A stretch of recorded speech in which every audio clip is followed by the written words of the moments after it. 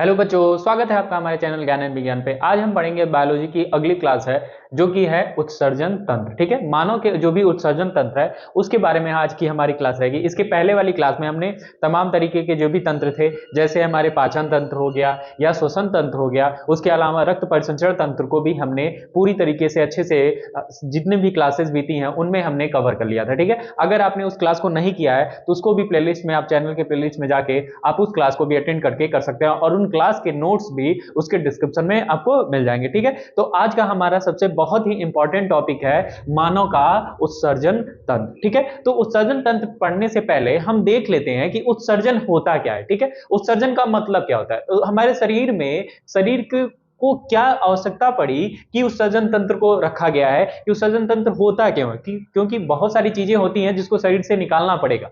उन सभी जो भी अनावश्यक चीजें या हार्मफुल चीजें हैं उनको अगर शरीर से निकालना है तो उनके लिए किसी अंग की आवश्यकता पड़ेगी। उन्हीं अंगों को जो कहते हैं मिला के जो तंत्र बनता है, उन्हीं तंत्र को हम क्या कहते हैं, मानव का उत्सर्जन तंत्र कहते हैं। ठीक है, तो हम पहले समझ लेंगे कि उत्सर्जन होता क्या है। ठीक है, उत्सर्जन का मतलब क्या है। तो उत्सर्जन का मतलब होता है कि बाहर निकालना। ठीक है, अगर हम बात करें उत्सर्जन का मतलब भी पहले समझ लेते हैं। ठीक है,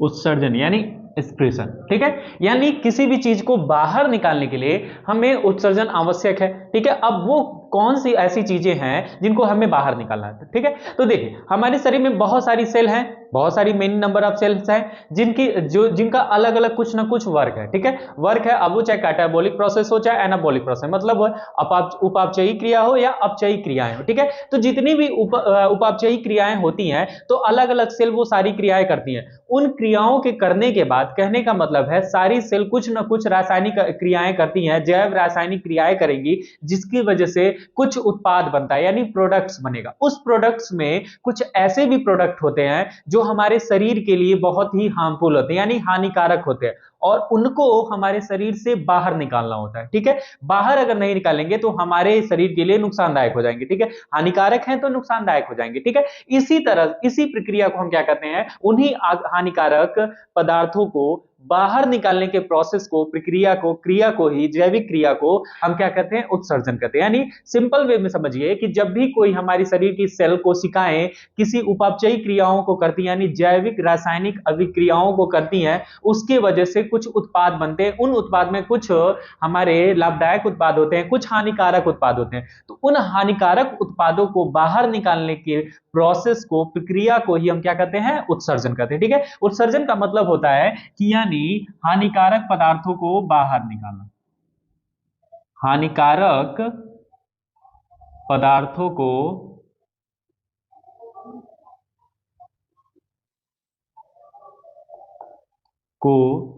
बाहर निकालना।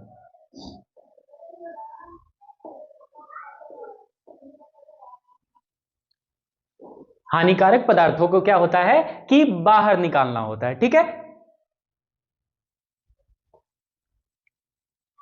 अब देखिए जो ये हानिकारक पदार्थ हैं वो कौन कौन से होते हैं। जैसे हमारे शरीर में बहुत सारी जब उपापचयी क्रियाएं होती हैं तो बहुत सारी हानिकारक पदार्थ बनते हैं। अब उन हानिकारक पदार्थों की अगर बात करें तो उसमें हमारा कुछ जो सबसे महत्वपूर्ण है वो क्या है, यूरिया है। ठीक है, क्या है, यूरिया। अगर बात करें तो यूरिया क्या होता है, अगर इसकी बात करें तो ये इसका फॉर्मूला होता है NH2CONH2। ठीक है, ये इसका फार्मूला होता है। कई बार इसको हम ऐसे भी लिखा दिख जाएगा तो उसके लिए आप कंफ्यूज मत हो, उसके लिए आप कभी कंफ्यूज ना हो।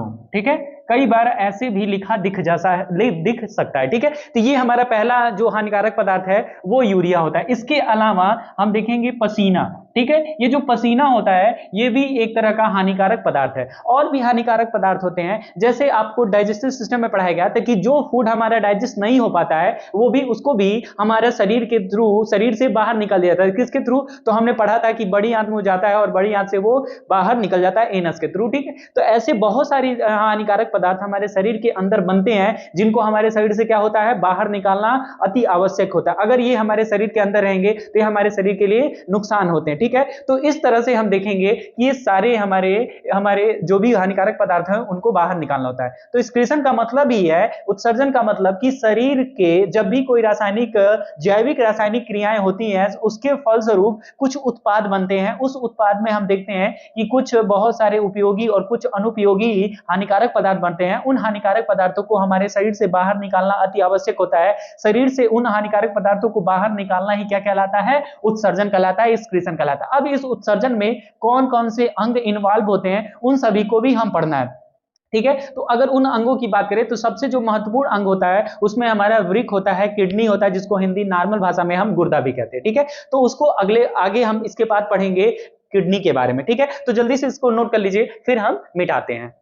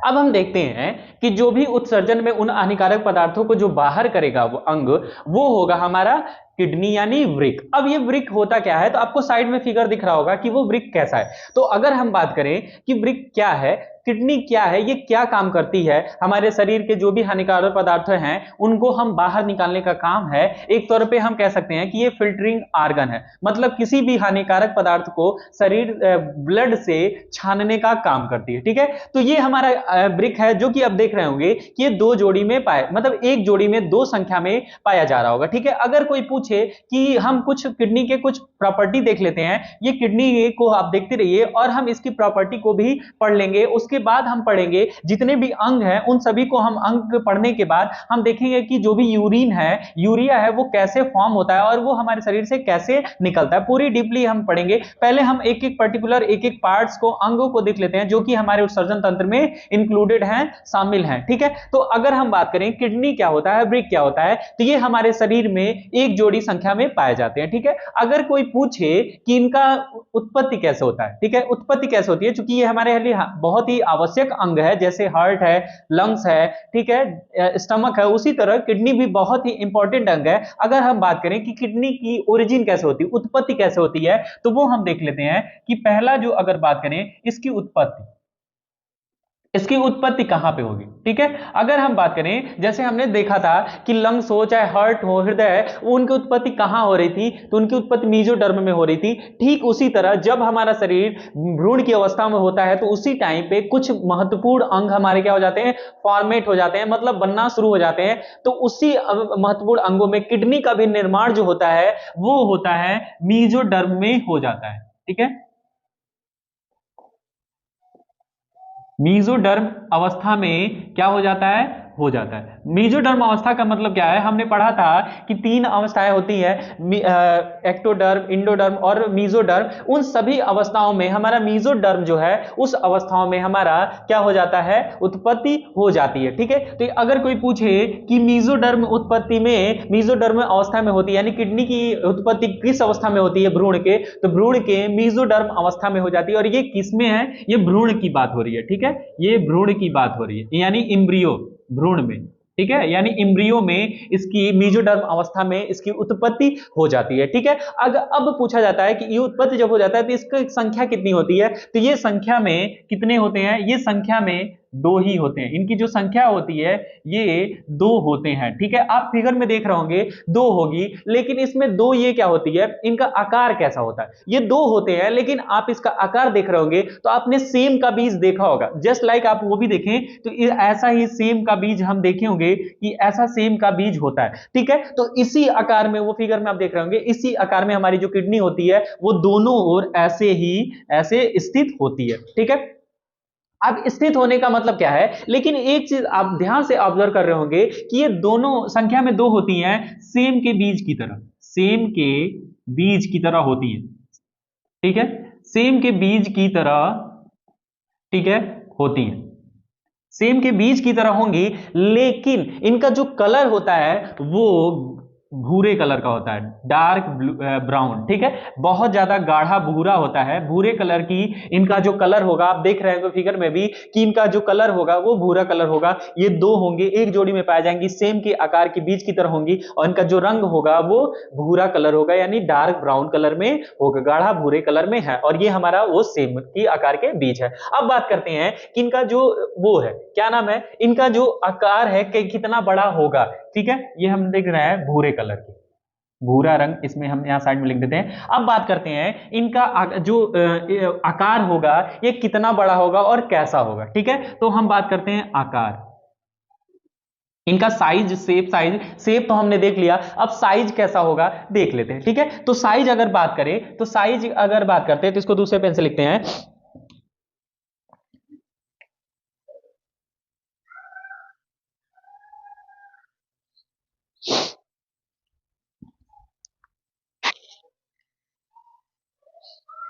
देखिए, अगर हम बात करें तो इसकी लंबाई जो होती है, अगर हम बात करें लंबाई, तो इसकी जो लंबाई होती है वो लगभग 10 से 12 सेंटीमीटर होती है। ठीक है, एक स्वस्थ मनुष्य में, ये स्वस्थ मनुष्य की बताइए नहीं, ये नहीं छोटे बच्चे की बात करने लगे, नहीं, एक स्वस्थ जो वयस्क मनुष्य होता है उसके में जो इस किडनी की जो लंबाई होती है वो 10 से 12 सेंटीमीटर के लगभग होती है। अगर बात किया जाए चौड़ाई इसकी कितनी होगी, ठीक है, अगर चौड़ाई पूछा जाए तो 5 से 6 सेंटीमीटर इसकी क्या होती है, चौड़ाई होती है। ठीक है, ये चौड़ाई होगी। अगर मोटाई पूछ दे, ठीक है,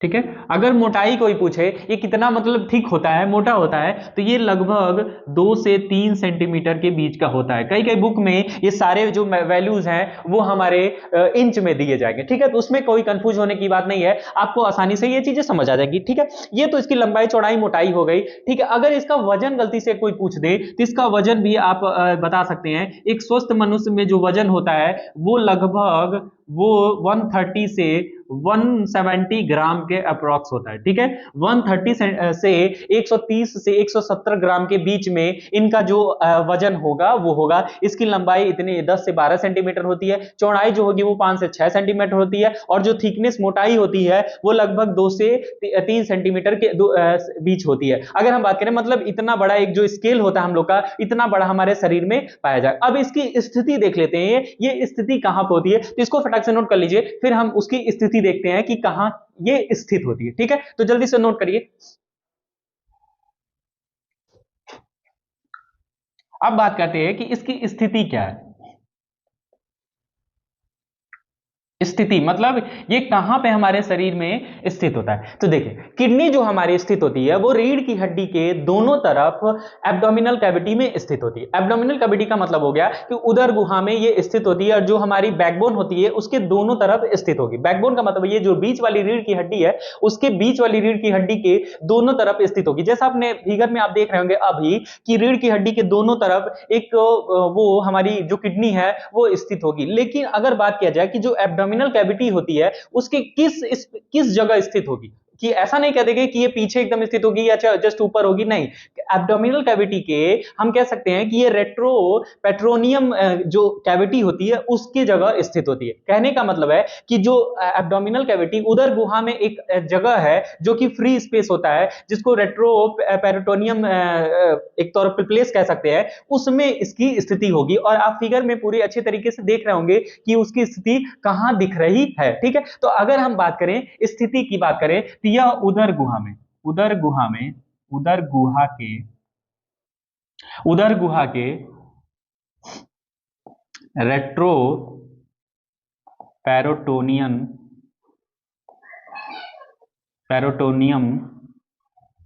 ठीक है, स्थान में, स्पेस में हम कह सकते हैं, ठीक है, पेरोटोनियन स्पेस में क्या होती है, स्थित होती है, ठीक है। उदर गुहा के रेट्रो पेरोटोनियम स्पेस में यानी जगह में क्या होती है, स्थित होती है। और वो भी किधर, तो हम कह सकते हैं कि वो भी रीढ़ की हड्डी के दोनों तरफ, रीढ़ की हड्डी के दोनों ओर, हड्डी के दोनों ओर, ठीक है, रीढ़ की हड्डी के दोनों ओर क्या होती है, ये स्थित होती है, ठीक है। तो इसको भी फटाक से नोट करिए। इसके बाद हम इसका कुछ और भी कैरेक्टरिस्टिक्स देख लेते हैं, ठीक है। अब हम बात करेंगे, ये तो स्थिति हो गई। स्थिति के बाद हम देखेंगे कि ये कुछ आप फिगर में आप देख रहे होंगे कि इसमें जो ब्रिक है, किडनी है, वो कुछ ऊपर नीचे है। दोनों किडनी जो एक लाइनिंग में नहीं दिख रही होंगी, उसमें कुछ ऊपर नीचे दिख रही होंगी। तो जो अगर बात करेंगे उन्हीं किडनी में जो दाएं वाली किडनी होती है, दाएं वाले की जो किडनी होती है, जो दायां ब्रिक होता है, जो दायां ब्रिक होता है, वो क्या होता है, थोड़ा सा नीचे होता है, थोड़ा नीचे, ठीक है। अब कारण भी ये भी हो सकता है कि जो लिवर होता है वो हमारे शरीर में दाहिने तरफ स्थित होता है, जिसकी वजह से हम कह सकते हैं इस वजह से वो थोड़ी सी नीचे होगी। और जो बायां ब्रिक होगा, जो बायां ब्रिक होगा, वो दाहिने ब्रिक के थोड़ा सा क्या होगा, ऊपर होगा, थोड़ा ऊपर होगा, ठीक है। ये हम देख रहे होंगे फिगर में, आप ध्यान से देखेंगे तो जो दाहिना ब्रिक होगा वो थोड़ा सा नीचे होता है और जो बायां ब्रिक होता है वो थोड़ा सा ऊपर होता है, ठीक है। अब एक चीज और आप देख रहे होंगे कि आपको उन दोनों ब्रिक के ऊपर में एक कुछ कप लाइक स्ट्रक्चर दिख रहा होगा, कप की तरह एक छोटा सा स्ट्रक्चर दिख रहा होगा दोनों ब्रिक के ऊपर, यानी दोनों किडनी के ऊपर आपको छोटा सा एक कप लाइक स्ट्रक्चर दिख रहा है। वो है क्या एक्चुअली में, उसका इसमें कोई मेन रोल नहीं है, वो एक तरह की ग्लैंड्स है। ग्लैंड्स क्या है, ये एक तरह की हार्मोनल ग्लैंड्स है। उस हार्मोनल ग्लैंड्स का क्या नाम है, उसको हम दूसरे पेन से लिख देते हैं,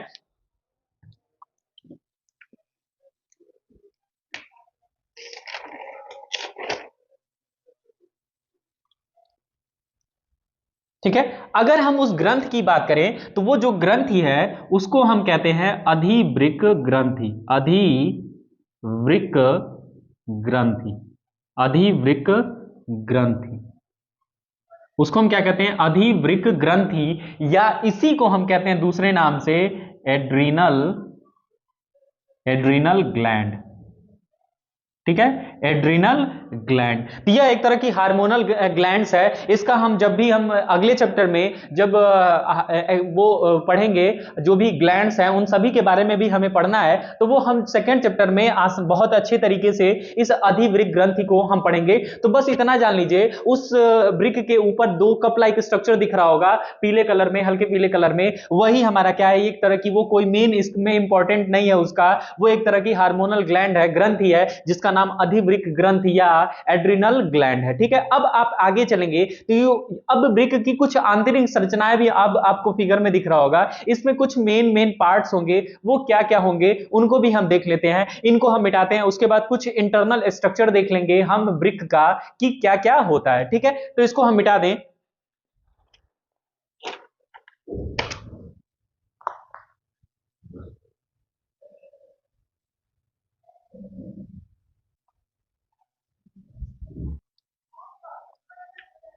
अब हम बात करते हैं कि आप फिगर में देख रहे होंगे कि ये हमारा कुछ इंटरनल स्ट्रक्चर है। तो इंटरनल स्ट्रक्चर की बात करें अगर ब्रिक में, तो आपको ये ब्रिक वाला, ये वाला हिस्सा आपको दिख रहा होगा, ठीक है। ब्रिक का जो दबा वाला हिस्सा है वो क्या है, तो जो ब्रिक का जो दबा वाला हिस्सा होता है वो होता है हाइलम, ठीक है। क्या होता है, हाइलम, क्या होता है, हाइलम, हाइलम, ठीक है। ये हमारा हाइलम है। ये क्या होता है, यहीं से जो भी कुछ चीजें अंदर जाती हैं ब्रिक के, वो इसी भाग से होके जाएंगी। अब वो कौन कौन सी अंदर जाती हैं, तो स्पेशली दो ही चीजें जाएंगी। कौन कौन, तो वो हम नाम देखते हैं कौन कौन अंदर जाएंगी, इनको हम दूसरे पेन से लिख लेते हैं। दो चीजें अंदर जाती हैं, इसको अगर हम ब्लैक से बनाएं तो ज्यादा अच्छा रहेगा, ठीक है। तो देखिए, आप फिगर में भी देखते रहिए। और एक हम यहाँ पे एक ऐसे बना लेते हैं, ठीक है। तो ये हमारा ब्रिक का ये वाला हिस्सा है, ठीक है, और ये हमारा ब्रिक है, सपोज करिए ये हमारा ब्रिक है, ठीक है। तो अगर हम बात करें तो ये हमारा जो पार्ट होता है इसी को हम क्या कहते हैं, यही वाला पार्ट क्या होता है, यही वाला पार्ट हमारा हाइलम होता है, ठीक है। क्या होता है, हाइलम होता है, ठीक है,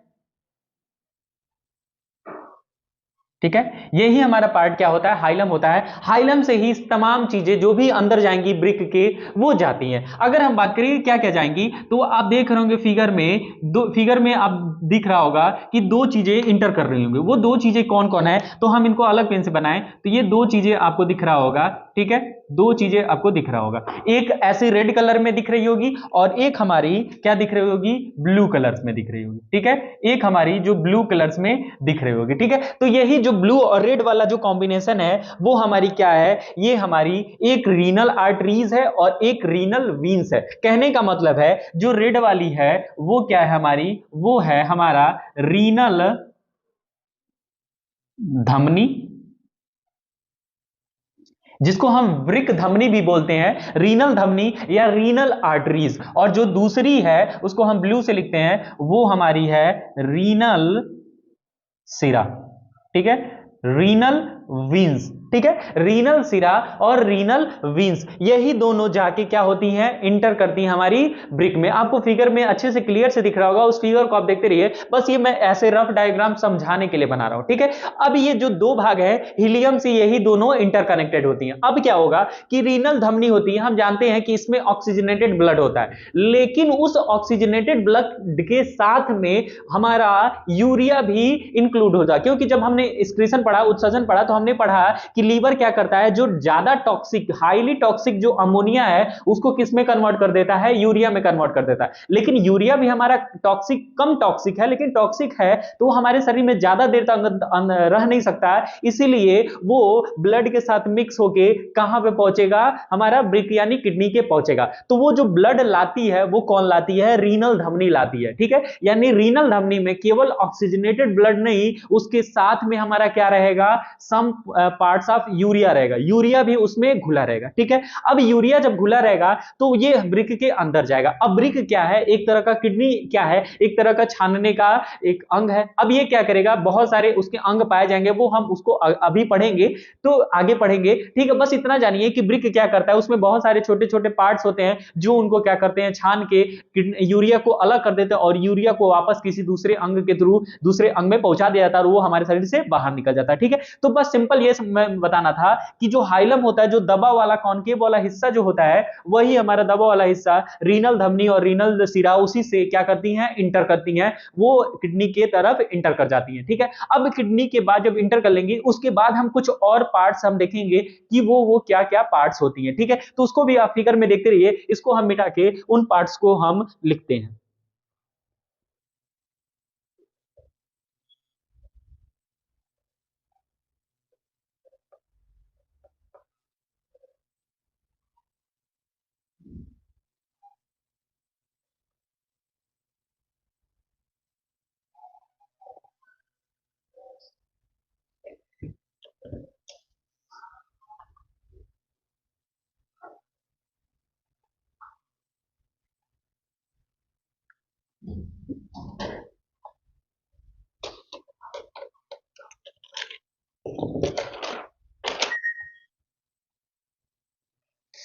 ठीक है। अब आप देख रहे होंगे कि उस ब्रिक में जब हम अंदर की तरफ बढ़ते हैं तो हम अंदर की तरफ तीन संरचनाएं देखेंगे। वो तीन संरचनाएं क्या क्या होंगी, तो अगर हम बात करें ब्रिक का जो पहला बाहरी वाला आवरण होता है वो क्या होता है, तो वो होता है कॉर्टेक्स, ठीक है। वो क्या होता है, कॉर्टेक्स होता है, ठीक है। क्या होता है, कॉर्टेक्स होता है, ठीक है। ये हमारा पहला जो सिरा आपको दिख रहा होगा बाहर की तरफ, वो हमारा क्या है होगा, वो कॉर्टेक्स होगा, ठीक है। अब कॉर्टेक्स के ज्यों ही हम अंदर की तरफ बढ़ेंगे तो कॉर्टेक्स के अंदर हम बढ़ते ही हमें क्या मिलेगा, मेड्यूला मिलेगा। इसको हम दूसरे पेन से लिखते हैं, ठीक है। जो दूसरा पार्ट होगा वो क्या होगा, मेड्यूला होगा, ठीक है, मेड्यूला, ठीक है, मेडुला। अब हम मेडुला में एक चीज और ध्यान दे रहे होंगे कि मेडुला में कुछ ट्राइंगुलर शेप दिख रहे होंगे, ऐसी संरचनाएं दिख रही होंगी, ठीक है। ऐसी संरचनाएं आपको दिख रही होंगी, ऐसी संरचनाएं आपको दिख रही होंगी। ठीक है, अब ध्यान से देखिए, तो उसमें कुछ मेडुला में कुछ ट्रायंगुलर शेप दिख रहे होंगे। ठीक है, तो उसको क्या कहते हैं, उसको हम मेडुला पिरामिड कहते हैं, मेडुला पिरामिड कहते हैं। ये हिंदी इंग्लिश नेम लगभग वो सेम ही होता है, तो उसको हम क्या कहते हैं, मेडुला पिरामिड कहते हैं। जैसे अगर हम इसको दूसरे पेन से लिखे,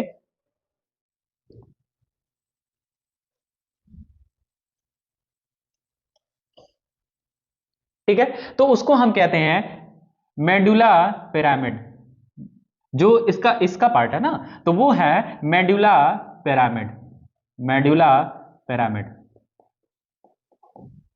मेडुला पिरामिड। और ये क्या है, ये हमारा त्रिभुज संरचना है, यानी ट्रायंगुलर शेप है, ट्रायंगुलर जो भी हमारा शेप है वही है हमारा ट्रायंगुलर शेप को ही हम क्या कहेंगे, मेडुला पिरामिड कहेंगे, या कई बुक्स में इसको मध्यांश पिरामिड भी दे दिया जाता है। मतलब मेडुला को मध्यांश भी बोल दिया जाता है। ठीक है, मध्यांश भी बोल दिया जाता है। ठीक है, तो ये मेडुला पिरामिड है। पहला हमारा कॉर्टेक्स होता है, वो बाहरी आवरण होता है। इसके भी बाहरी में कुछ रीनल पाई जाती हैं। रीनल क्या करती हैं, एक्चुअली में वृक्क को खराब होने से, संक्रमण से बचाती हैं। ठीक है, तो रीनल, अगर आपको कहीं भी रीनल शब्द आ जाए तो इसका मतलब समझिएगा कि वो एक्सक्रीटरी सिस्टम से रिलेटेड है या किडनी से रिलेटेड है। ठीक है, अगर रीनल शब्द कहीं भी किसी टॉपिक में आपको रीनल आ जाए तो वो ऑब्जेक्टिव में पूछ दे कि रीनल शब्द, रीनल नाम से कुछ भी आ जाए और उसमें ऑप्शन में दे दिया जाएगा कि ये किस से संबंधित है, तो अगर उसमें उत्सर्जन तंत्र पूछा तो उत्सर्जन तंत्र होगा। अगर कोई अंग का नाम पूछा तो तमाम अंग दे देगा,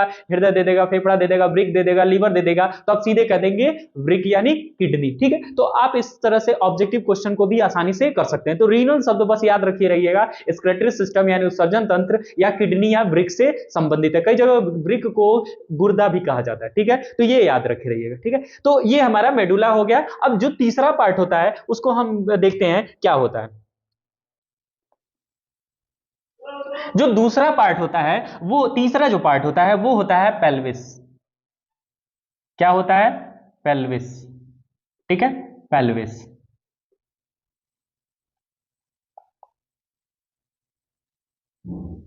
ठीक है, तीसरा जो पार्ट होता है वो पेल्विस होता है। ये पेल्विस क्या होती है, तो ये आगे जाके यूरेट्रा, यूरेट्रा से क्या होती है, जुड़ी होती है। ठीक है, आगे जाके जो ही वो आगे बढ़ेगी तो मूत्र वाहिनियों से जाके जुड़ जाती है। ठीक है, तो ये पेल्विस होता है। पेल्विस बस सिंपल समझिए कि ये मूत्र वाहिनियों से जुड़ा होता है। ठीक है, और ये दोनों वृक्क में ऐसा आपको दिख रहा होगा हल्का येलो कलर में, वो वाला जो हिस्सा होगा वो पेल्विस कहलाएगा। ठीक है, तो ये किडनी का जो आंतरिक संरचना है उसमें तीन भाग होते हैं। अगर सीक्वेंस देखा जाए तो पहला कॉर्टेक्स होगा, दूसरा मेडुला होगा, मेडुला के अंदर कुछ मेडुला पिरामिड या मध्यांश पिरामिड पाए जाते हैं जो कि ट्रायंगुलर शेप में होते हैं, त्रिभुज के आकार के शेप में होते हैं। उसके बाद जो तीसरा पार्ट होता है वो हमारा पेल्विस होता है, जो मूत्र वाहिनियों से क्या होता है, जुड़ा होता है, और वो मूत्र वाहिनियां आगे जाके मूत्राशय से जुड़ जाती हैं। ठीक है, तो वो हम चीजें पढ़ेंगे। तो ये हमारी रही वृक्क की संरचना। अब वृक्क के अंदर में जब इसके अंदर हम पढ़ेंगे तो कुछ हमारे बहुत सारे नेफ्रॉन पाए जाते हैं। अब नेफ्रॉन एक नेफ्रॉन नहीं पाया जाता है, ऐसे मिलियन नेफ्रॉन पाए जाते हैं, मिलियंस, लगभग 1 मिलियन नेफ्रॉन एक किडनी में पाई जाती है। ठीक है, अगर हम बात करें, अगर एक स्टडी बताता है कि अगर दोनों वृक्क की नेफ्रॉन्स को अगर हम एक सीक्वेंस में एट इज रखते चले जाएं तो वो लगभग हमारा 16 किलोमीटर की डिस्टेंस को कवर कर लेंगे। सोच के देखिए, इतनी ज्यादा हमारी नेफ्रॉन्स पाई जाती हैं। ठीक है, तो अगर हम यूनिट पूछें कि वृक्क की यूनिट क्या है, किडनी की यूनिट क्या है, तो वो हमारी नेफ्रॉन होती है। ठीक है, तो नेफ्रॉन जो होती हैं यही बहुत ज्यादा क्रिटिकल स्टेज में हमारी वृक्क में क्या होती हैं, रखी होती हैं, क्योंकि इनकी नंबर ऑफ मिलियंस होती है। 1 मिलियन लगभग एक वृक्क में पाई जाएगी, यानी अगर हम बात करें तो 10 लाख नेफ्रॉन्स पाई जाती हैं। ठीक है, अब ये नेफ्रॉन्स क्या होता है और इनका फंक्शन क्या है, यही नेफ्रॉन्स एक तरह पे छन्ने का काम करेंगी, जो ब्लड से यूरिया को बाहर करेंगे और यूरिया को कहां पहुंचाएंगी, मूत्राशय में पहुंचा देंगे। ठीक है, तो हम उन्हीं नेफ्रॉन के बारे में जब आगे यूरिन का फॉर्मेशन पढ़ेंगे तो वो चीजें हम सारी चीजें पढ़ लेंगे। तो पहले हमने पूरी तरीके से वृक्क को पढ़ लिया। आप उसको फिगर में आपको भी दिख रहा था कि वृक्क का एक्सटर्नल और इंटरनल स्ट्रक्चर में ये तीन चीजें आ गई। ठीक है, और इसी में वो स्थित होती है नेफ्रॉन। वो नेफ्रॉन जब हम पढ़ेंगे तब उनके बारे में हम डीपली पढ़ लेंगे। तो इसको आप फटाक से नोट कर लीजिए। फिर अगला हम जो एक्सक्रीटरी सिस्टम यानी उत्सर्जन तंत्र का जो अगला मुख्य अंग है वो भी हम देख लेते हैं। ठीक है, तो इसको नोट करिए।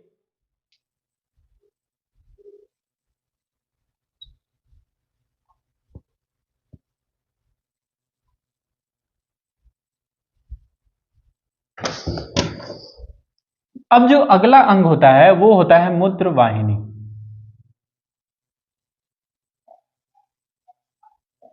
मूत्र वाहिनी, ठीक है, यानी यूरेटर।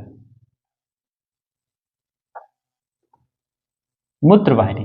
अब ये मूत्रवाहिनी क्या है? तो ये वृक्क के पेल्विस मसल्स से, पेल्विस से निकलती हुई कहां पे जुड़ती है? मूत्राशय में जुड़ जाती है, ठीक है। मतलब कि अगर इनकी संरचना देखोगे तो ऐसे ही दोनों सिरों में आपको दिख रहा होगा कि वो मूत्रवाहिनियां है, ठीक है। यही मूत्रवाहिनियां सीधे क्या होती हैं? ये बस इनका यही काम है। जैसे हमने पढ़ा था कि पाचन तंत्र में पढ़ा था, ठीक है, या श्वसन तंत्र में पढ़ा था, उसमें बहुत सारी वो पाई जाती हैं। जैसे एसोफेगस पाचन तंत्र में होता है, वो भूड को ले जाने का काम करता है, ठीक है। कहां तक? हमारा इंटेस्टाइन या हम कह सकते हैं स्टमक तक ले जाने का काम करता है, ठीक है। तो उसी तरह इसमें भी मूत्र को, यूरिन को कहां से कहां तक पहुंचाने का काम, जो भी यूरिन को किडनी से मूत्राशय तक जो भी पहुंचाने का काम करेंगी वो मूत्रवाहिनियां या यूरेटर करती हैं। ये संख्या में 2 होती हैं और दोनों वृक्क में एक एक जुड़ी होकर जाके सीधे मूत्राशय में जुड़ जाती हैं, ठीक है। तो ये अब ये इसकी लेंथ कितनी होती है? तो इनकी लेंथ लगभग 20 से 25 सेंटीमीटर की होती है, ठीक है।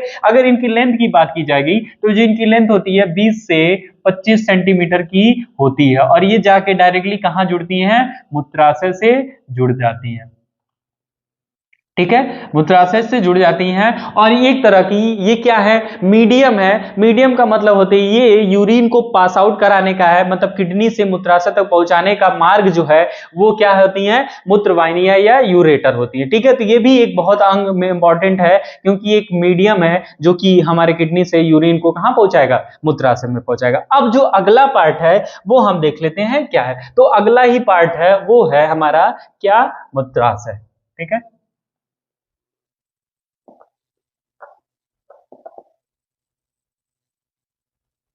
जिसको यूरिनरी ब्लैडर कहते हैं, इसको दूसरे पेन से लिख लेते हैं।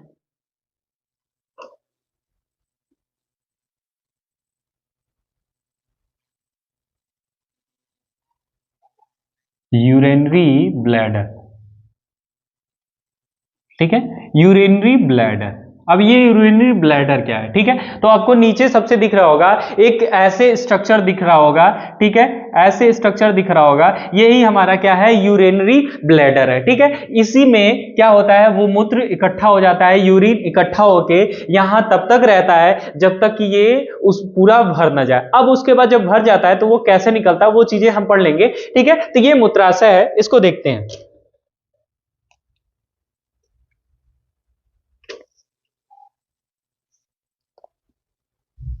अब बात होती है कि ये जो मसल्स है, ये जो पेशी है, ये किसकी बनी होती है? तो जो इसकी पेशी होती है वो डिट्रेसरी डिट्रेसरी पेशी से बनी होती है। किस पेशी से बनी होती है?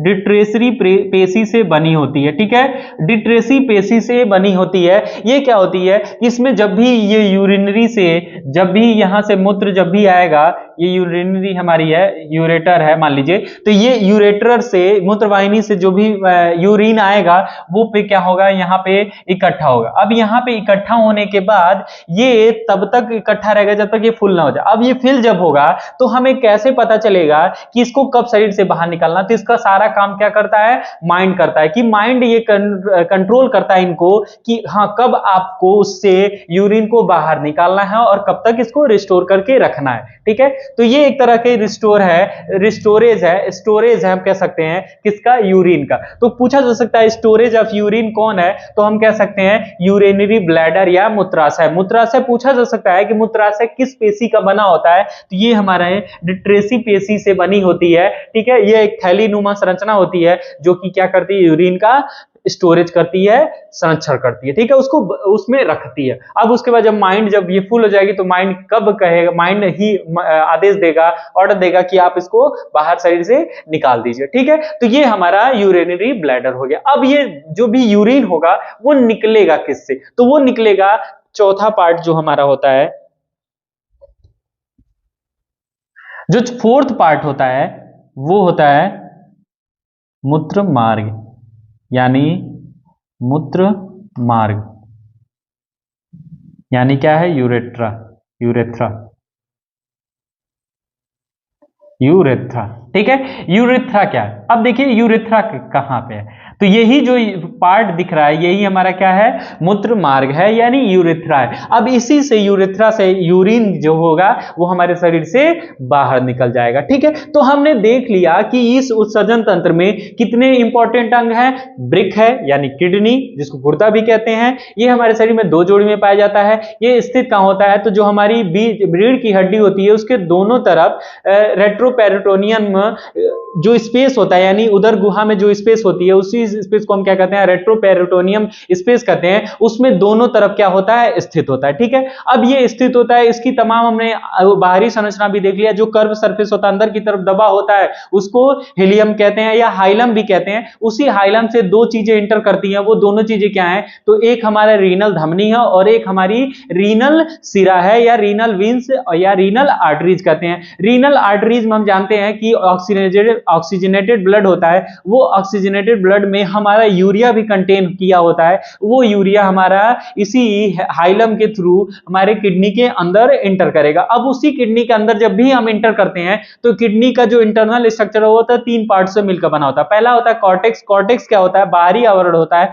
उसके जो ही हम अंदर जाते हैं तो उसके अंदर वाला पार्ट मेडुला होता है। मेडुला के अंदर बहुत सारी ट्रायंगुलर शेप की संरचनाएं पाई जाती हैं, जिसको हम मेडुला पिरामिड कहते हैं या मध्यांश पिरामिड भी कहते हैं। इसी मध्यांश पिरामिड में बहुत सारी नेफ्रॉन्स पाई जाएंगी। वो नेफ्रॉन्स क्या होती है, एक छन्नी की तरह होंगी जो ब्लड से यूरिया को क्या कर लेंगी, बाहर कर लेंगी। ठीक है, उसके बाद थोड़ा सा और अंदर जाते हैं तो हम देखते हैं कि पेल्विस मसल्स होती हैं, पेल्विस होती है। वो पेल्विस क्या होती है, डायरेक्ट कनेक्टेड होती है किससे, हमारा उससे मूत्र वाहिनियों से कनेक्टेड होती है। ठीक है, यूरेटर से कनेक्टेड होती हैं। अब यूरेटर से कनेक्टेड का मतलब क्या होता है कि जो भी हमारा यूरिन होता है और वाटर कंटेन होता है वो हमारे शरीर से उसी के थ्रू हमारे मूत्राशय में पहुंच जाता है। ठीक है, तो ये तमाम तरीके हम देख लिया। उसके बाद हमारा मूत्र वाहिनी हो गया, मूत्राशय हो गया और मूत्रमार्ग यानी यूरेटर हो गया। तो ये हमने पूरी तरीके से तमाम जितनी इंपॉर्टेंट अंग थे उनको हमने अच्छे तरीके से देख लिया। अब हम थोड़ा सा एक और टॉपिक पढ़ सकते हैं। यूरिन जो है तमाम हमने चर्चा कर ली कि यूरिन यूरिन हर जगह यूरिन आ रहा है, तो वो यूरिन होता क्या है, तो हम उसको भी देख लेते हैं। ठीक है, तो इसको जल्दी से नोट कर लीजिए। उसके बाद हम देखते हैं कि यूरिन क्या है।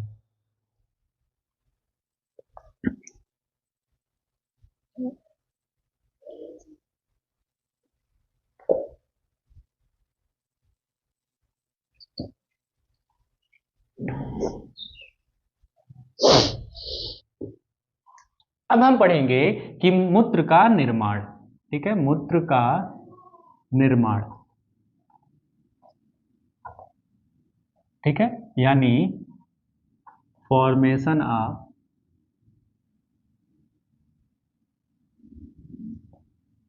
यूरिन। ठीक है, मूत्र का निर्माण। ठीक है, तो इसके बाद अगर हम देखें कि मूत्र का निर्माण होता कैसे है। ठीक है, तो हमने पढ़ा था कि जब वृक्क पढ़ा तो हमने कहा कि जो भी मेडुला वो होता है, मेडुला पिरामिड होता है, ठीक है, उसमें हमारा बहुत सारी नेफ्रॉन्स पाई जाती है। क्योंकि हमने बताया था कि 1-2 नेफ्रॉन्स नहीं, ऐसी हमारी मिलियंस नेफ्रॉन्स पाई जाती हैं। एक वृक्क में लगभग मिलियंस नेफ्रॉन पाई जाती है। दोनों में अगर वृक्क की नेफ्रॉन को मिला दिया जाए और उनको एक सीक्वेंस में अगर रख दें तो वो लगभग 16 किलोमीटर की डिस्टेंस को कवर कर लेंगे। ठीक है, तो इस तरह से हम कह सकते हैं बहुत क्रिटिकल कॉम्पैक्ट तरीके से स्थिर होती है। अगर हम एक सिंगल यूनिट की बात करें, फिल्टरिंग यूनिट की बात करें, मतलब छानने का जो भी अंग है, पार्ट है, उसकी अगर बात करें तो आपको फिगर में दिख रहा होगा कि ये हमारा क्या है, नेफ्रॉन का स्ट्रक्चर है। ये बहुत थोड़ा सा कॉम्प्लिकेटेड लग रहा होगा। ठीक है, तो अगर यही हमारी क्या है, यही हमारा जो फिल्टरिंग यूनिट होता है, इसी को हम क्या कहते हैं, नेफ्रॉन कहते हैं। ठीक है,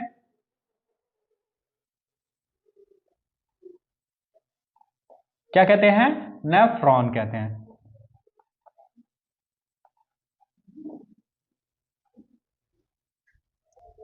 ठीक है, तो अब हम देखते हैं कि नेफ्रॉन है, तो आपको साइड में फिगर दिख रहा होगा, ये बहुत थोड़ा सा क्रिटिकल स्ट्रक्चर दिख रहा होगा। तो चलिए इसको हम थोड़ा सा आसान में कर देते हैं। तो अब आपको जो फिगर दिख रहा होगा वो थोड़ा सा इजी वे में आपको दिख रहा होगा कि उसमें एक ब्लू कलर की लाइन दिख रही होगी, एक येलो कलर की लाइन दिख रही होगी और एक रेड कलर की लाइन दिख रही होगी। ठीक है, तो वो रेड कलर की जो लाइन है वो रीनल हमारी कैपलरी, मतलब हम कह सकते हैं कैपलरीज है एक तरह की, जो कि आर्टरीज है, रीनल आर्टरीज है। एक ब्लू कलर की जो लाइन दिख रही है वो हमारी रीनल वीन्स है और ये जो जो येलो कलर की दिख रही होगी, एक तरह के हम कह सकते हैं वो रीनल्स है, वही हमारा यूरिया को कंजर्व करेंगी, अवशोषण करेंगे, एब्जॉर्ब करेंगे। ठीक है, तो ये हमारा यही हमारा नेफ्रॉन का एक पर्टिकुलर स्ट्रक्चर दिख रहा होगा। ठीक है, अगर हम बात करें इस नेफ्रॉन में कौन कौन से पार्ट होते हैं, ठीक है, तो सबसे जो पहला पार्ट होता है, आपको एक कप लाइक स्ट्रक्चर दिख रहा होगा। अब वो कप लाइक स्ट्रक्चर क्या है, वही हमारा बोमेन कैप्सूल है, यानी बोमेन समफूट है, हिंदी में समफूट कहते हैं और ऐसे कैप्सूल कहते हैं। तो जो हमारा नेफ्रॉन का जो पहला पार्ट है,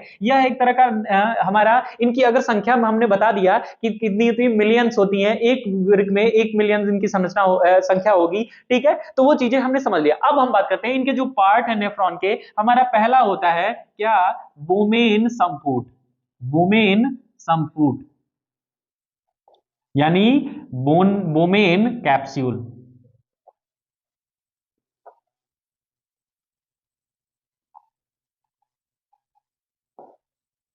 बोमेन कैप्सूल, ये हमारा ये है ना,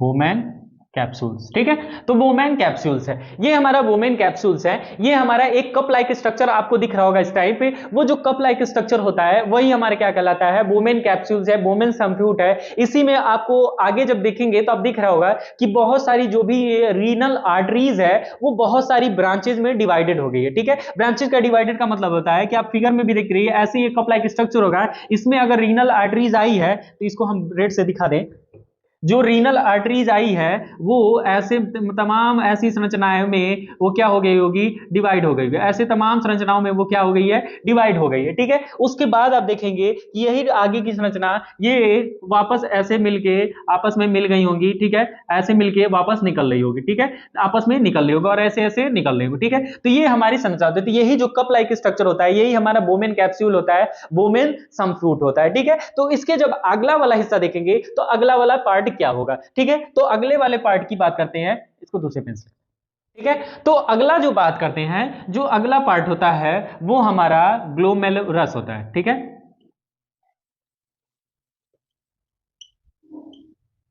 ग्लोमेरुलस होता है। ठीक है, ग्लोमेरुलस होता है। ठीक है,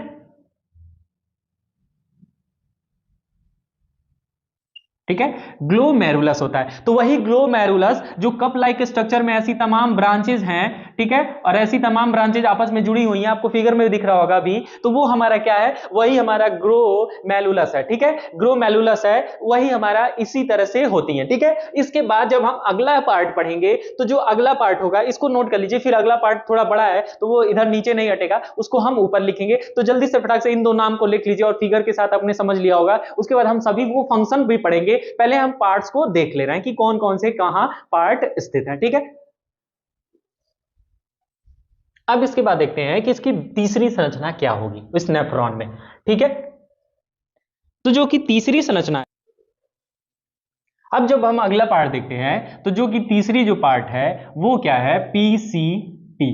पीसीटी का मतलब क्या है, प्रॉक्सिमल प्रॉक्सिमल कॉन्वोलेटेड कॉन्वोलेटेड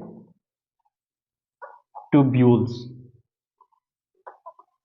ठीक है, प्रॉक्सिमल कॉन्वोल्यूटेड ट्यूब्यूल्स। अब आप कहेंगे कि ये प्रॉक्सिमल क्यों है, तो ये प्रॉक्सिमल हमारा बोमेन कैप्सूल के पास होने की वजह से इसको हम क्या बोलते हैं, प्रॉक्सिमल बोलते हैं। ठीक है, प्रॉक्सिमल क्यों बोलते हैं कि ये हमारी बोमेन कैप्सूल के पास में है, आपको फिगर में भी दिख रहा होगा, ऐसी स्ट्रक्चर आपको दिख रही होगी, यही हमारी क्या है, प्रॉक्सिमल कॉन्वोल्यूटेड ट्यूब्यूल्स है। अब ये प्रॉक्सिमल क्यों है, क्योंकि ये just like cup like structure के हमारी पास स्थित है, पास होने की वजह से प्रॉक्सिमल है। और कॉन्वोल्यूटेड का मतलब क्या है, ये ऐसी संरचना में है, इस वजह से इनको कॉन्वोल्यूटेड ट्यूब्यूल्स बोला जा रहा है। ठीक है, तो इसको शॉर्ट में पीसीटी बोलते हैं। तो ये हमारी अगली है नेफ्रॉन की अगला पार्ट से, ये हिंदी और इंग्लिश नेम सेम रहेगा तो इसमें आप कंफ्यूज होने की जरूरत नहीं है। ठीक है, अब आप बात करते हैं कि जो अगला पार्ट क्या है, तो इसको भी आप लिख लीजिए फटाक से, उसके बाद हम देखते हैं अगला पार्ट होगा और वो फिगर में भी दिखेगा। ठीक है, फिगर में भी आप दिखेगा और घबराने वाली बात नहीं रहेगी। ठीक है, तो ये हमारा पीसीटी जो कि फिगर में दिख रहा होगा। इसके बाद हम अगली संरचना देखते हैं कि अगली संरचना क्या है।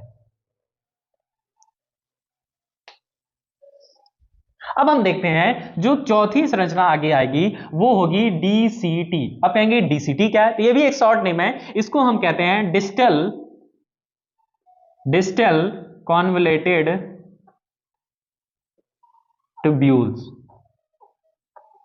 Distal convoluted tubules. आपको अब फिगर में दिख रहा होगा ये डिस्टल क्यों बोला जा रहा है। डिस्टल का मतलब होता है डिस्टेंस, ज्यादा डिस्टेंस पे। ये डिस्टेंस का मतलब क्या है कि ये हमारी जो बोमेन कैप्सूल है उससे थोड़ा दूरी पे स्थित होने की वजह से इनको हम क्या कहते हैं, डिस्टल कॉन्वोल्यूटेड ट्यूब्यूल्स बोलते हैं। ठीक है, तो डीसीटी भी बोलते हैं। ये हमारी डिस्टल कॉन्वोल्यूटेड ट्यूब्यूल्स है। ये हमारी नेफ्रॉन जो बोमेन कैप्सूल है वो उससे थोड़ी सी दूरी पे स्थित होती है। आपको फिगर में भी दिख रहा होगा गाढ़े कलर वाला, वो उनसे दूरी पे स्थित होने की वजह से इनको हम डिस्टल कॉन्वोल्यूटेड ट्यूब्यूल्स बोलते हैं, डीसीटी बोलते हैं। ठीक है, अब इसके बाद देखते हैं कि अगला हमारा पार्ट क्या आएगा। ठीक है, तो अगला पार्ट इसको भी नोट कर लीजिए, फिर हम अगला पार्ट देखते हैं दूसरे पेन से।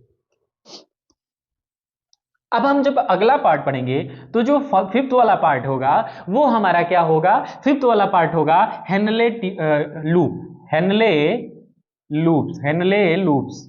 ठीक है, हेनले लूप का मतलब है ये वही नेम रहेगा, हेनले, हेनले लूप।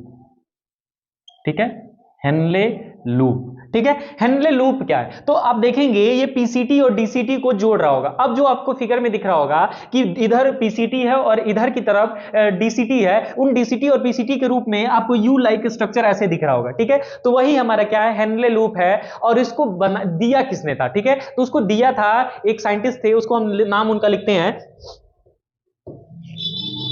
उनका नाम था Friedrich, Friedrich Henley, Friedrich Henley.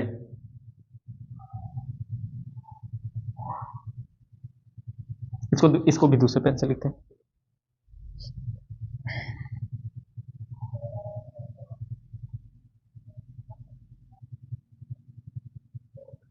Friedrich Henley. ठीक है, तो इन्हीं के नाम से इस लूप को जो क्या कहते हैं, इसको हम हेनले लूप कहते हैं, क्योंकि इन्होंने ही डिस्कवर किया था। अब ये हेनले लूप क्या होता है, तो ये क्या करता है, कनेक्ट करता है किनको, दो चीजों को, एक प्रॉक्सिमल पीसीटी को और एक डीसीटी को। पीसीटी और डीसीटी को, प्रॉक्सिमल कॉन्वोल्यूटेड ट्यूब्यूल और डिस्टल कॉन्वोल्यूटेड ट्यूब्यूल्स को क्या करता है, ये जोड़ने का काम करता है। जोड़ने का काम कौन करेगा, हेनले लूप करेगा। तो कई बार पूछा जा सकता है कि पीसीटी और डीसीटी को कौन जोड़ता है, तो उसको जोड़ने का जो काम करता है वो हेनले लूप, और आपको फिगर में दिख रहा होगा। तो इस तरह से अगर हम बात करें नेफ्रॉन की कितनी संरचनाएं हो गई, तो नेफ्रॉन 5 तरीकों से मिलकर बना होगा। आपको पहला अब फिगर में दिख रहा होगा, सबसे पहला जो कप लाइक स्ट्रक्चर होगा वो हमारा क्या होगा, वो हमारा होगा, वो क्या, बोमेन कैप्सूल होगा। उस बोमेन कैप्सूल में हमारा क्या होगा, ग्लेमेरुलस होगा। ठीक है, ग्लेमेरुलस होगा। उस ग्लेमेरुलस के जब आगे वो संरचना बढ़ेगी तो वो पीसीटी में होगी, मतलब प्रॉक्सिमल कन्वोल्यूटेड ट्यूब्यूल्स में कन्वर्ट होगी। उसके बाद जब और हम नीचे जाएंगे तो अगली संरचना यू लाइक स्ट्रक्चर दिख रहा होगा, वो यू लाइक स्ट्रक्चर क्या होगा, हेनले लूप होगा। वो हेनले लूप कनेक्टिंग होगा किससे, पीसीटी से, और जब आगे वाला हिस्सा जो कहलाएगा वो डीसीटी कहलाएगा, यानी डिस्टल कन्वोल्यूटेड ट्यूब्यूल्स। ठीक है, तो इस तरह से हमने देख लिया कि जो नेफ्रॉन है वो 5 संरचनाओं से मिलकर बना है, 5 पार्ट से मिलकर बना है। एक छोटी सी संरचना भी 5 तरीकों से मिलकर बनती है। उसके इसको हम अच्छे से डीपली जो क्लास में पढ़ना है वो हमें 12th की क्लास में, इंटरमीडिएट में क्लास में हमें पढ़ने को मिल जाएगा। बस आप जानिए कि ये इसकी इतनी संरचनाएं पाई जाती है। अब इसके बाद हम देखेंगे कि इनका काम काम कैसे कैसे होगा, वो तमाम सारी चीजें हम इसके बाद पढ़ते हैं। ठीक है, तो इसको आपने नोट कर लिया होगा और फिगर में भी आप अच्छे से समझ लिए होंगे। अब इसके बाद देखते हैं कि नेफ्रॉन का वर्क कैसे होता है। ठीक है, कि यूरिन का फॉर्मेशन हमारा इसमें कैसे होता है।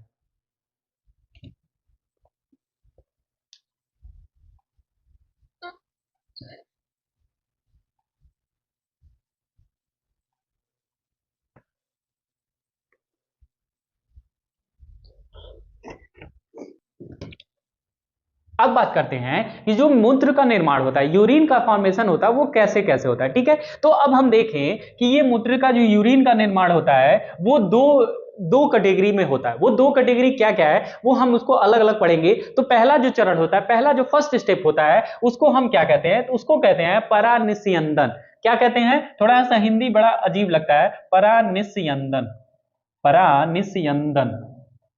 ठीक है, परानिस्यंदन। इंग्लिश में क्या कहते हैं, ultra filtration, ultra filtration.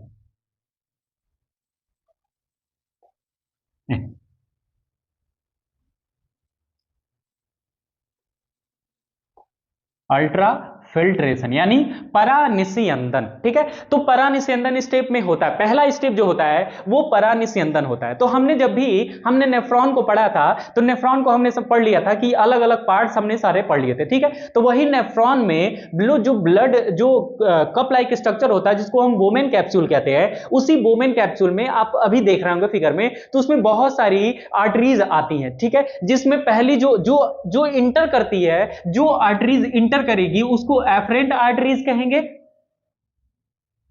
Efferent arteries कहेंगे। और जो बाहर निकल रही होगी, ये कप लाइक स्ट्रक्चर है, और जो बाहर निकल रही होगी उसको हम इफरेंट आर्टरीज कहेंगे। ठीक है, तो ये समझ लीजिए कि आर्टरीज आती है और यहां पे बहुत सारी मेनी स्ट्रक्चर्स में क्या हो जाती है, डिवाइड हो जाती है। अब क्या होगा, अब स्ट्रक्चर आप उस फिगर को देखते रहिए और बस समझिए कि क्या होता है। ठीक है, तो क्या होता है कि जब भी एफरेंट आर्टरीज से जब वो ब्लड हमारे नेफ्रॉन में आता है, नेफ्रॉन के अंदर जब भी वो एफरेंट आर्टरीज से आता है, तो जो बोमेन कैप्सूल होता है उसमें बहुत सारी गुच्छे लाइक स्ट्रक्चर बन जाती है। वो गुच्छा लाइक स्ट्रक्चर हमने पढ़ा था ग्लोमेरुलस होता है। ठीक है, ग्लोमेरुलस होता है। वो ग्लोमेरुलस में क्या होता है, जो ब्लड आता है वो बहुत प्रेशर के थ्रू आता है, बहुत प्रेशर के थ्रू आता है। जब प्रेशर के थ्रू आता है तो उसमें बहुत सारे, हम जानते हैं कि ब्लड में बहुत सारे कण होते हैं, पार्टिकल होते हैं, जैसे हमारी आरबीसी होती है, डब्ल्यूबीसी होती है, प्लेटलेट्स होती हैं। उसके अलावा हमने बताया था कि यूरिया होती है, क्योंकि आर्टरीज में यूरिया भी आता है ऑक्सीजन के साथ, ऑक्सीजनेटेड ब्लड के साथ, तो यूरिया होता है। उसके अलावा सॉल्ट होता है, वाटर के भी कुछ पार्टिकल होते हैं, मॉलिक्यूल होते हैं,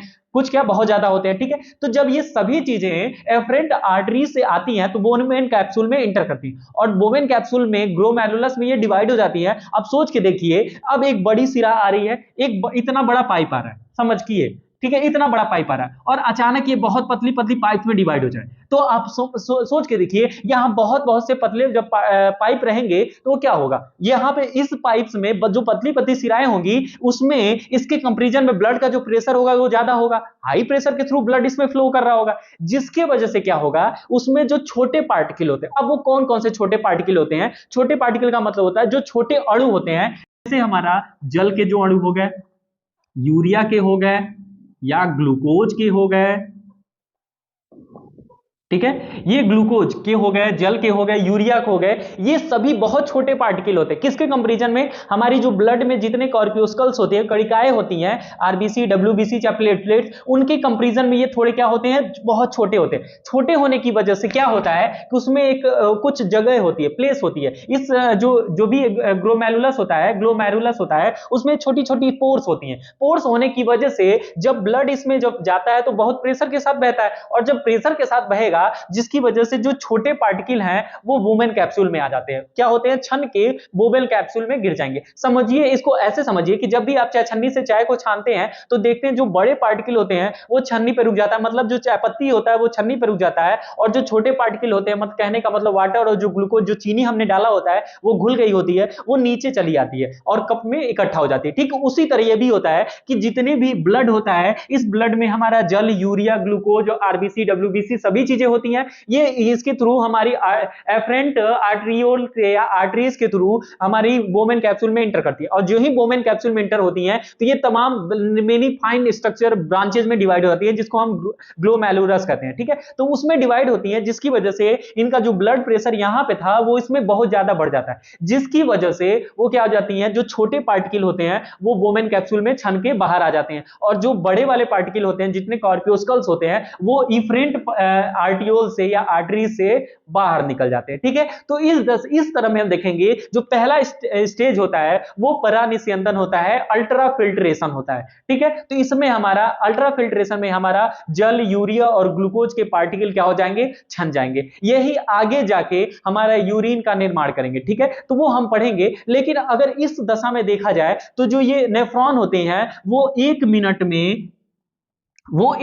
में लगभग 180 ml हमारा मिलीलीटर वो इतने पार्टिकल को, यूरिन को बाहर निकालते हैं। सोच के देखिए, बहुत बड़ा अमाउंट है। अगर एक दिन की बात करेंगे तो ये लगभग 180 लीटर के आसपास होगा। ठीक है, 180 लीटर, तो अब हम इतना तो हम यूरिन वॉशरूम जाते नहीं है, तो देखिए क्या होता है, ये यही से हमारा दूसरा स्टेप शुरू होता है। दूसरा स्टेप क्या होता है तो वो अभी हम समझेंगे। तो हमने पहला स्टेप में देख लिया कि परानिस्यंदन में क्या होता है कि ब्लड के साथ सारी चीजें आती हैं, यूरिया, वाटर, ग्लूकोज, ब्लड कॉर्प्यूस्कल्स आती हैं, और वो एफरेंट आर्टियोल्स से किसमें प्रवेश करती हैं, बोवेन कैप्सूल यानी कप लाइक स्ट्रक्चर में। जो ही कप लाइक स्ट्रक्चर में प्रवेश करती हैं तो वो मेनी फाइन स्ट्रक्चर में डिवाइड हो जाती है, जिसको हम ग्लोमेरुलस कहते हैं। वो ग्लोमेरुलस में जब स्ट्रक्चर में डिवाइड होती हैं तो वहां पे ब्लड का प्रेशर ज्यादा होता है। ब्लड के प्रेशर की वजह से उसमें पोर्स बने होते हैं। उस पोर्स में क्या होते हैं, जो भी छोटे पार्टिकल होते हैं, जैसे हमारा यूरिया हो गया, जल हो गया या ग्लूकोज हो गया, ये छन के हमारा बोवेन कैप्सूल में जाते हैं और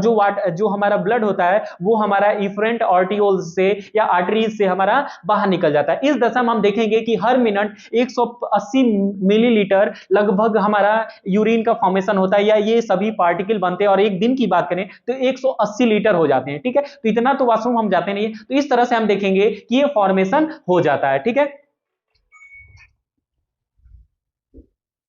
ठीक है, तो इसी प्रक्रिया को, इसी फिल्ट्रेशन को हम क्या कहते हैं, अल्ट्रा फिल्ट्रेशन कहते हैं या परानिस्यंदन कहते हैं। तो ये हमारा यूरिन के फॉर्मेशन का पहला स्टेप होता है। ठीक है, इसके बाद हम देखेंगे कि जो दूसरा स्टेप होता है वो कैसे स्टार्ट होता है। ठीक है, तो दूसरा स्टेप, इसको आपने समझ लिया होगा, फिगर में आपने अच्छे तरीके से देख लिया होगा। इस प्रक्रिया से पहला स्टेप हमारा कंप्लीट हो जाता है। अब हम देखते हैं दूसरा स्टेप क्या होता है।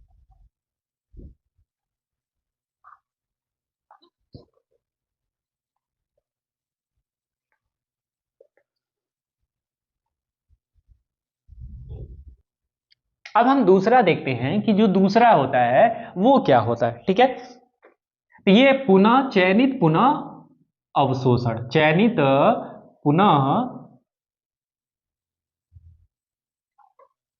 चयनित पुनः अवशोषण, पुनः अवशोषण। ठीक है, चयनित पुनः अवशोषण, हिंदी नेम हमेशा थोड़ा कंफ्यूजिंग होता है। इंग्लिश अगर बात करें तो सेलेक्टिव रीएब्जॉर्प्शन, सेलेक्टिव रीएब्जॉर्प्शन,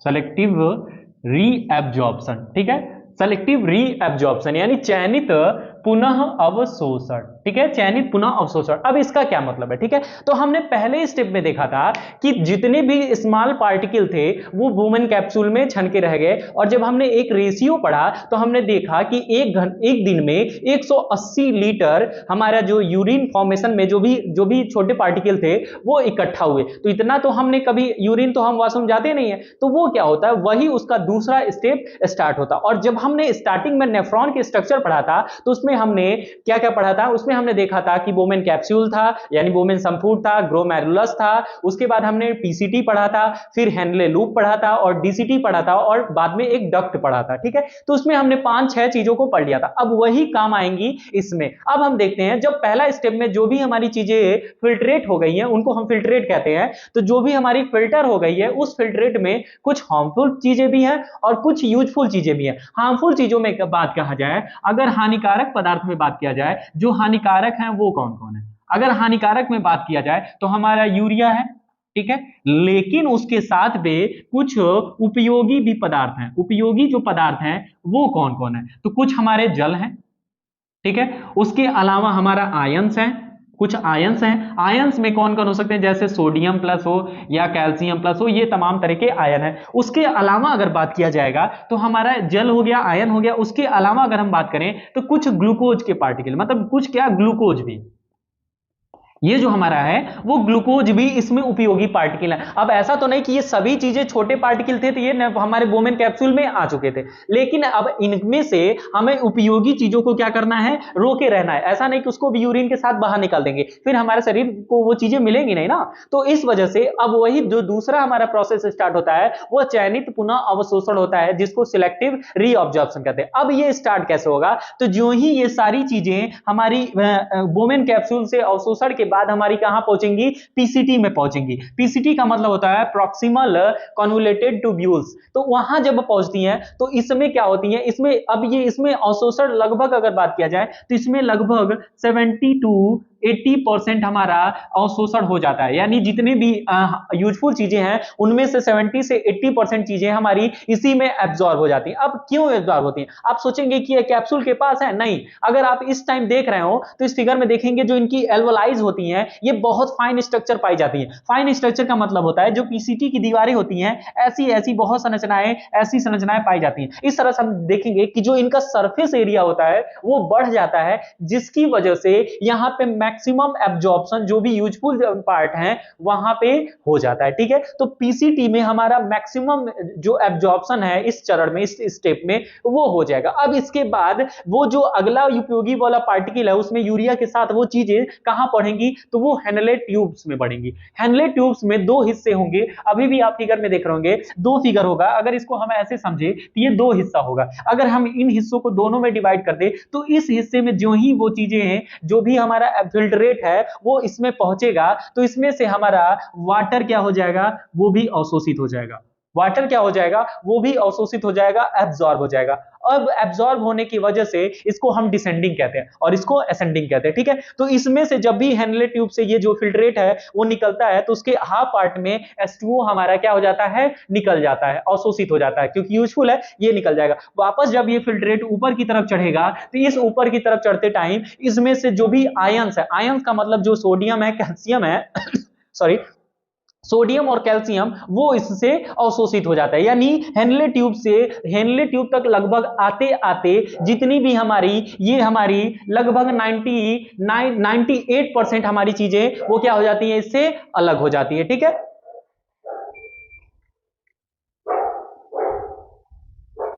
अब इसके बाद हम देखें तो इसमें जब जब 85% हमारा हिस्सा वो हो जाता है, एब्जॉर्ब हो जाता है, तो इसके बाद ये हमारा जो फिल्ट्रेट होता है वो कहां पहुंचता है, तो वो अगले पार्ट पे पहुंचता है, जो कि तीसरा पार्ट है हमारा क्या, डीसीटी, जिसको हम डिस्टल कन्वोल्यूटेड ट्यूब्यूल्स हमने पढ़ा था जब नेफ्रॉन का स्ट्रक्चर पढ़ा था। तो ये डीसीटी में पहुंचता है और डीसीटी में जितना भी हमारा बचा हुआ फिल्ट्रेट होता है उसमें से जो भी हो, वाटर हो, H2O, चाहे आयंस हो, चाहे जो भी यूजफुल चीजें होती हैं वो भी क्या हो जाती हैं, एब्जॉर्ब हो जाती हैं। तो इस तरह से हम देखेंगे जो सेकंड स्टेप होता है इसमें सेलेक्टिव रीऑब्जर्वेशन होता है। सेलेक्टिव क्यों, क्योंकि इसमें से कुछ सेलेक्टिव पार्टिकल जो हमारे लिए यूजफुल हैं वो इनके द्वारा कहां एब्जॉर्ब होके वापस हमारी ब्लड में मिल जाते हैं, ठीक है। तो इस तरह से हम इसी को कहते हैं चयनित पुनः अवशोषण। हमने क्या देखा कि जो भी हमारा पहले स्टेप में हुआ था परानिस्यंदन में, यानी अल्ट्रा फिल्ट्रेशन में, जो भी चीजें हमारी फिल्ट्रेट मिली थी उस फिल्ट्रेट में हार्मफुल चीजें और यूजफुल चीजें भी थी, उन यूजफुल चीजों को भी हमें फिल्टर करने की जरूरत पड़ती है। वही फिल्ट्रेशन पहला पीसीटी में होता है। पीसीटी में लगभग 70% हमारा फिल्टर हो जाता है। उसके बाद वो फिल्ट्रेट आगे बढ़ता है हेनल ट्यूब में। हेनल ट्यूब के आधे वाले पार्ट्स में हमारा H2O का एब्जॉर्प्शन हो जाता है और जो ही हेनल ट्यूब से फिल्ट्रेट आगे बढ़ता है तो उसके हाफ पार्ट में हमारा आयंस जो भी होते हैं, सोडियम, कैल्शियम, वो एब्जॉर्ब हो जाते हैं। उसके बाद जो बचा वाला हिस्सा होता है वो डीसीटी यानी डिस्टिल्ड कन्वोल्यूटेड ट्यूब में और साथ में डक्ट जो भी बनता है, कनेक्टिंग डक्ट, उनमें हमारा एब्जॉर्ब हो जाता है। तो इस तरह से हम देखते हैं कि दूसरे चरण में जो भी हमारा यूजफुल चीजें हैं वो हमारी एब्जॉर्ब हो जाती। अब एक लास्ट स्टेप बढ़ता है, कुछ हार्मफुल चीजें भी बची होती हैं, उनको अब ब्लड से वापस हमारा निकालना होता है, ठीक है। तो कुछ चीजें बच गई होती, कुछ परसेंट चीजें, वो हम पढ़ेंगे कि वो किस में होता है, ठीक है। तो वो देखते हैं तीसरा स्टेप। अब देखते हैं जो अगला होता है वो हमारा होता है ट्यूब्यूलर सिक्रेशन, ठीक है। Tubular secretion.